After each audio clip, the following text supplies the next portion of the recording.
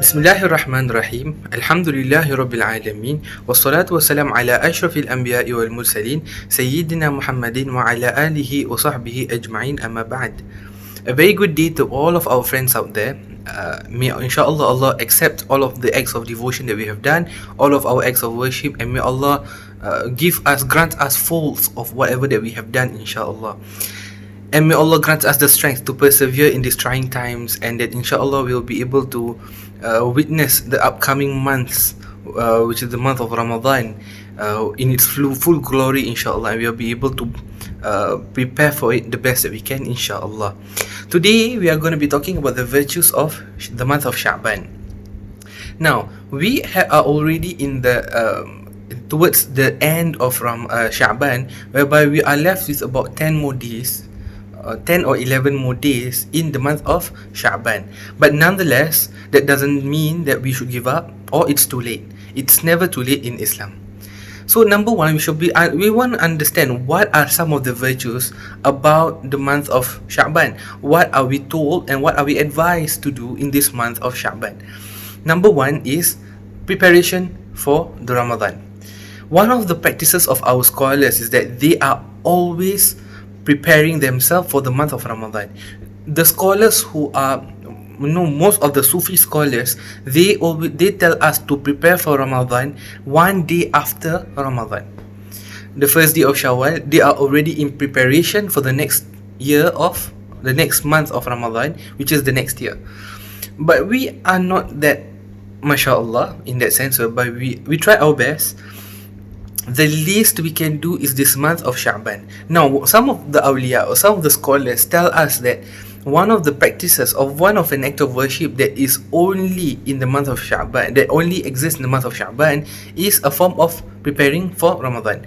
Now, for the housewife, for the husbands, each one of us can be doing an act of worship without us doing anything, or we actually continue with acting normally, like how we normally do every single day, just with the proper intention. Now, I will give you an example. When a wife goes to the market and she wants to buy some of her household material, she wants to get fish, chicken, vegetables, with the intention that she wants to buy all of this for preparing prepared food, packed food for the month of Ramadan, for her sahur, for her family. That act of that preparation itself is an act of worship, with or without them knowing. Because why? All that we do to prepare ourselves for the month of Ramadan is considered as an act of worship, or it is to prepare ourselves for that month. Because in the month of Ramadan, our scholars tells us that we shouldn't occupy ourselves with all the unnecessary preparations. Things that we can do in the month of Sha'ban, we do it so that in the month of Ramadan we have more time to observe all the different types of worship. So the first part of preparation is physical, that being physically stocking up our kitchen, our cupboards with all the necessary items. Now, yes, we are facing a time whereby it's difficult. We shouldn't be hoarding. In fact, we should just be stocking enough supplies for us to get by. Now, we might want to get some, for example, canned food or something. We buy in a way whereby we are not possibly harming others or endangering others by taking too much, or with possible wastage. We buy wisely. We stock up wisely. So now, this act of preparing for the month of Ramadan, it is an act of worship, like how we have shared. Now, if let's say I'm a working adult, and I know that I have a set of things that I need to do in the month of May, for example, knowing that May is already the month of Ramadan, I decide to bring it forward, to settle it now, because I have spare time. We are working from home. We have all the time in the world. Alhamdulillah. We prepare ourselves. We bring forward all the things that we need to do. We try to do as much as we can now, so that in the month of Ramadan I am less occupied. I can fill then my time with acts of worship. Then what you have done is actually an act of worship by itself. It itself becomes an act that is considered as a good deed. So physical preparation itself is an act of worship. Now, spiritual is also another form of preparation. What do we mean by spiritual preparation? Spiritual preparation is when we prepare ourselves spiritually, meaning we begin from now. We begin to read the Quran from now. We recite du'as. You know, like some of the du'as that we normally hear. No, back then, actually, it was not so far back then. Every year, starting from Rajab, all of our mosques in Singapore, all of the imam will recite this special supplication that's read, which is Allahumma barik lana fi Rajaba wa Sha'ban wa ballighna Ramadan. Why? Because it is a form of preparing ourselves. We make a dua so that Allah bless us in this path to get to Ramadan. So in Sha'ban, we are at the nearest point to coming to Ramadan. So we prepare by making dua, Ya Allah, I hope that this year I can be able to observe my whole of Ramadan at its full glory, at the best that I can, inshallah. Knowing that, Ya Allah, last year I missed 3 nights of Taraweeh. So this year, inshallah, I want to observe full. We are at home, why don't we try our best to observe fully as much as we can? So preparing ourselves spiritually is also technically preparing ourselves mentally. But mentally is the third. We shall be talking about spiritually, meaning we prepare ourselves with the spiritual aspect. We make du'as for ourselves. We make du'as for our family. We recite from now. We practice from now, such as praying more. Because why? I want to be able to pray more in the month of Ramadan. So I start now. Instead of starting later, I start now. Because why? We are human beings. We have the tendency of experiencing a burnout. To protect ourselves from that, we prepare more. So we start fasting, we start praying, we start reciting the Quran.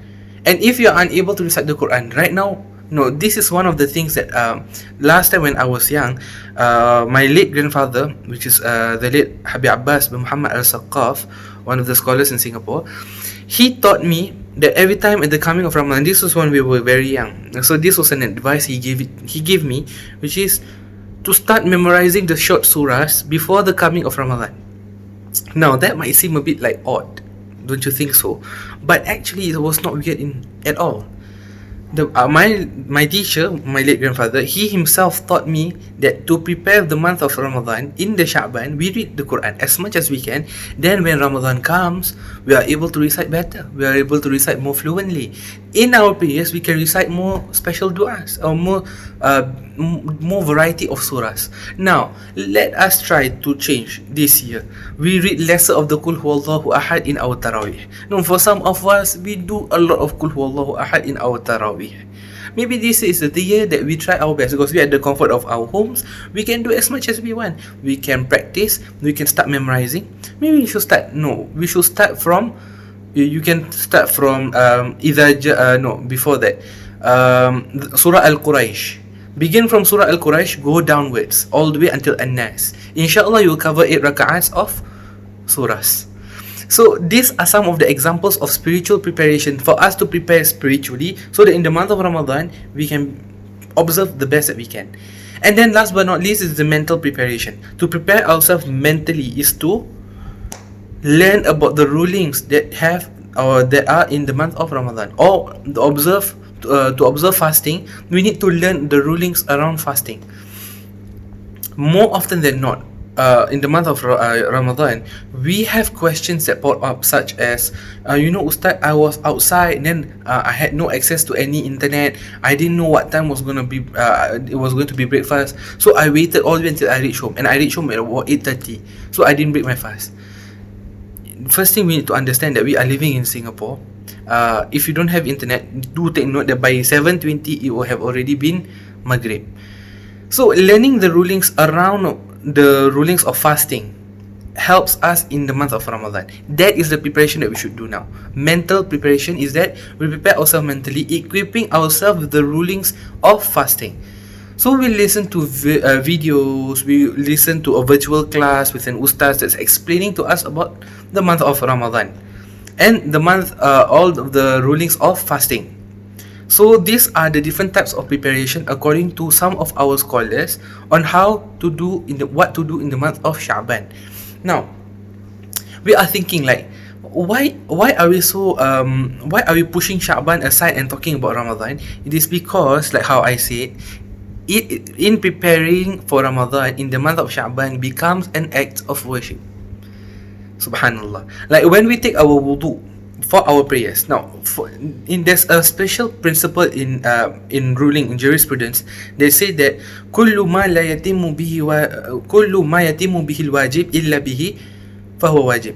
Everything that anything that completes the act of an obligatory act automatically becomes the same ruling. So for an example, I want to pray my Zuhur prayers, but I'm not in a state of I'm not in a state of ritual purity. So what do? I need to take my ablution. Therefore, the ablution that I'm taking for my prayers then becomes obligatory. So now, in preparing myself for the month of Ramadan, for the fast in the month of Ramadan, so it becomes an act of worship for me, all of my preparations for that. So that's number one of the virtues, which is preparing for all of our fasts. Number two is to read, like how I shared just now, to read the Quran and pray and fast as much as we can in the month of Sha'ban. Now, some people ask me, Ustad, why do we fast actually in the month of Sha'ban? Because Ramadan is so near. Why don't we take like a short getaway, a whole month, relaxing ourselves so that we can prepare for the coming of Ramadan? Well, in fact, if you stop doing something that you are regularly doing, then you stop doing it, then to start the engine again, to do that, it becomes difficult. So what you do is, the Prophet ﷺ, it was narrated in the book of Sunan An-Nasa'i, one of the 6 major books of hadith, on the authority of Usama ibn Zayd, where he narrated, some of the companions asked the Prophet ﷺ, Ya Rasulullah, we observe you fast in the month of Sha'ban more than other months. Why? So the Prophet ﷺ said that ذَلِكَ شَهْرٌ, that is the month يَغْفَلُ النَّاسِ, that people forget about. It is between Rajab and Ramadan, which means that it is between these 2 big months. So we tend to forget about Sha'ban. Then the Prophet ﷺ continued, وَهُوَ شَهْرٌ تُرْفَعُ الْأَعْمَالِ, it is a month where all of our acts, all of our deeds become accepted by Allah. It is brought up to Allah, and Allah knows about it. إِلَّا رَبِّ الْعَالَمِينَ فَأُحِبُّ أَنْ يَرْفَعَ عَمَلِي وَأَنَا صَائِمٌ. So, and then the Prophet ﷺ continued, he said, وَأَنَا أُحِبُّ, and I would love for my acts of devotion, my acts of worship to be accepted by Allah, and I want to be in my state of fast. So the Prophet ﷺ teach us 2 things here. Number 1, the month of Sha'ban is a month whereby it's considered as like a hidden month. People are so occupied about Ramadan and Rajab that we forget about what is within the month of Sha'ban. The month of Sha'ban is the month that Allah will accept all of our acts of worship. Now, this is coming from the Prophet sallallahu alaihi wasallam.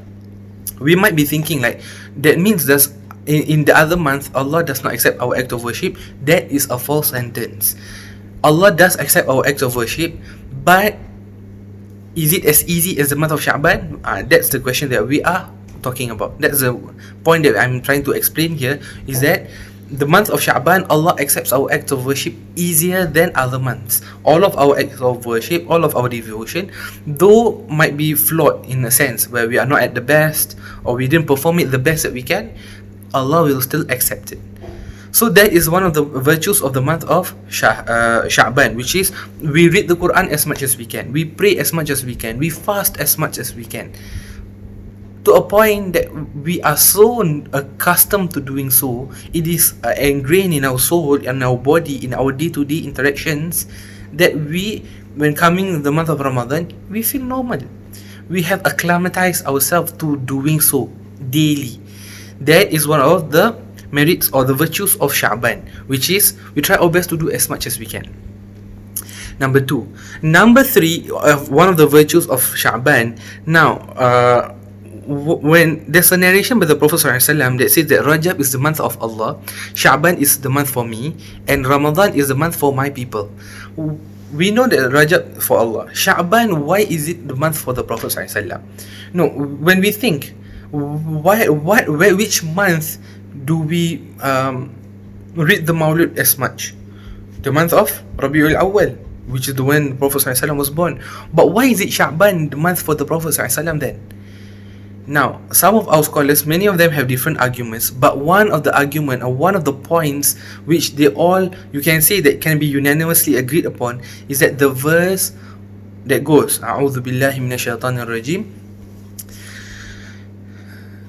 Inna Allah wa malaikatahu yusalluna 'alan nabi ya ayyuhalladhina amanu sallu 'alaihi wa sallimu taslima. Allahumma salli wa sallim wa barik alayhi.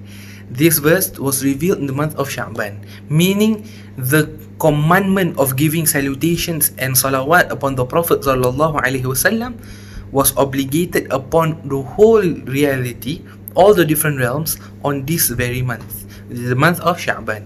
Now, with that, you need to understand that when Allah revealed this verse, some of the scholars say, now we're going to go a bit into tafsir.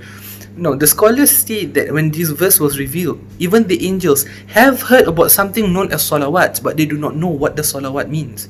They think it's the plural form of a salat, of a prayer. So their thought, they themselves didn't know, and they were waiting for the revelation of this verse. So when Allah has revealed this verse, and He have made it into a commandment, which He said, Inna Allah Himself have started it. Then He asked the angels to follow Him suit. Then He said, Ya ayyuhalladhina amanu. Then He tells the human and the jinn to do so. Those who believe amongst us give salutation and praise upon the Prophet sallallahu alaihi wasallam. So this is the month where we should also be doing as much salawat as we can. Now, it is best to understand what is the minimum requirement of a salawat. The minimum requirement is Allahumma salli ala Muhammad. The minimum, the bare minimum is saying so. But it is better that we do it better and better. We're maintaining our akhlaq, our etiquettes in giving salawat. So what we do is Allahumma salli ala Sayyidina Muhammad wa ala alihi wa sahbihi wa sallim. That is the standard text. Then if you want to do more, if you're feeling like you are a bit more, sometimes we have this feeling to do more, we can proceed to doing all the different types of salawats that's written by different types of scholars. Now, we have some scholars that read, for example, the salawat Mashishiyah, written by Maulay ibn Mashish, a Moroccan scholar, a Moroccan Sufi, great scholar, a great sage. He wrote this salawat Mashishiyah. You want to read salawat attached, you want to read all the different types of salawat, it's up to you. But it is best to do something that you yourself can feel the presence of it. You must be able to embrace and make sure that we are feeling it. So that is why when we are doing the salawat, make sure that you do something that you understand, the one that you can link with. Okay, so that's the third virtue, which is the month of Sha'ban, which is the month of the Prophet sallallahu alaihi wasallam, the revelation of the commandment of the salawat. Then the last but not least, which is the night of Nisfu Sha'ban. Now, although we have missed the mark of the Nisfu Sha'ban, which is on the midpoint of the month of Sha'ban, it doesn't mean that we are to give up. Although we have missed, for those of us who didn't know, now we are going to know. For those of us who knew it but we didn't do it, let's try to make it a point that inshallah next year, in the next Sha'ban, we are able to observe it. We are able to try our best to take this, for us shoppers, people who like to go for shopping, there are these moments whereby you have this great sale, Black Friday, GSS, all of these moments. Even in Islam, we have these times whereby Allah is giving us a lot more than what we are actually, the bargain that Allah is giving us, it doesn't make sense. We are to try our best to achieve these days. One of them is the Nisfu Sha'ban, the night of the middle of Sha'ban. One of the hadith that the Prophet ﷺ said that Allah will gaze upon His creations on that very night, of the night of Nisfu Sha'ban, and He will forgive all of those, other than two groups.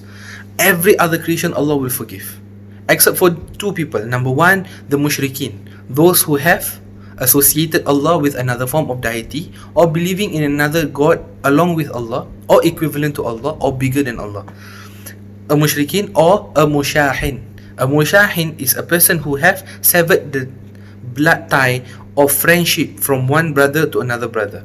Brother being what we are talking here is ikhwa fil Islam, like brothers in Islam, or sisters in that sense. It's gender equality nowadays, right? So sisters and brothers in Islam, yes, when we sever the ties, they fall under the second category. So on that very night, normally what one of the things scholars do is that they would make sure that they will visit every one of the other all of their people that they know of, their relative, their friends. They will visit them prior the night of Nisfu Sha'ban. They will visit them and ask for forgiveness. So on the night of Nisfu Sha'ban, they are already there, seated, observing the night with full of worships, and they don't fall into the second category nor the first one. Now on that night, it brings us back to the first point, which is preparing. Because in the month of Ramadan, we want to make sure that we are entering Ramadan empty of sins, empty of any possibility that our acts of worship will not be accepted. So all we want is that when Ramadan comes and Sha'ban passes us, we are already like a newborn, sinless in that sense, ready to partake what's going to come, all of the different acts of worship. So these are some of the virtues of the month of Sha'ban. Now, I have not done just, because there's many other stories that we can share, many other values that we can learn from. There's also, in this month, there were some of the major battles that happened in Islam, many other things that happened, but inshallah this would suffice for us, inshallah.